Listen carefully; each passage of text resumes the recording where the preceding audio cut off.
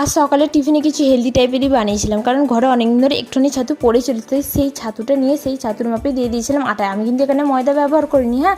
আর দিয়ে দিয়েছিলাম জিরে গুঁড়ো, গোলমরিচ গুঁড়ো, হলুদ গুঁড়ো, আর স্বাদের জন্য অল্প একটুখানি চিনি ও পরিমাণ মতো লবণ। লবণটা কিন্তু এখানে বেশি দিতে হবে। আর দিয়ে দিয়েছিলাম কুচনো পেঁয়াজ ও কাঁচা লঙ্কা দিয়ে অল্প অল্প জল দিয়ে ব্যাটারটা তৈরি করে নিচ্ছি। আর শেষে দিয়ে দিয়েছিলাম একটা ডিম, সেটাকেও ভালোভাবে ফেটিয়ে নিয়েছি। পাতলা লাগলে অল্প একটু আটা দিয়ে দিও তোমরা। আর অন্যদিকে ফ্রাইং প্যান বসিয়ে নিয়ে তাতে গরম করে নিয়ে 1 চামচি তেল দিয়েছি, দিয়ে ব্যাটারটাকে দিয়ে দিয়েছি। হাতের সাহায্যে একটু গোল গোল টাইপেরই করে দিয়েছি। এক পিঠটা হয়ে গেলে আর এক পিঠটা উল্টে দিতে হবে।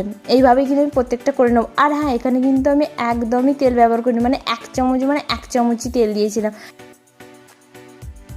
তাই জন্যই বললাম এটাই হেলদি। আর দেখতে পাচ্ছি কতটা সুন্দর দেখতে হয়েছে, আর খেতে কতটা টেস্ট হয়েছে সেটা তো আমিই বলছি। হাত দিয়ে আলতু করে টান দিতেই কিন্তু ছিঁড়ে একদম হাতে চলে আসছিলো ছাতুর রুটিটা। আজকের মতো এখানেই, দেখা হচ্ছে নেক্সট ভিডিও, বাই।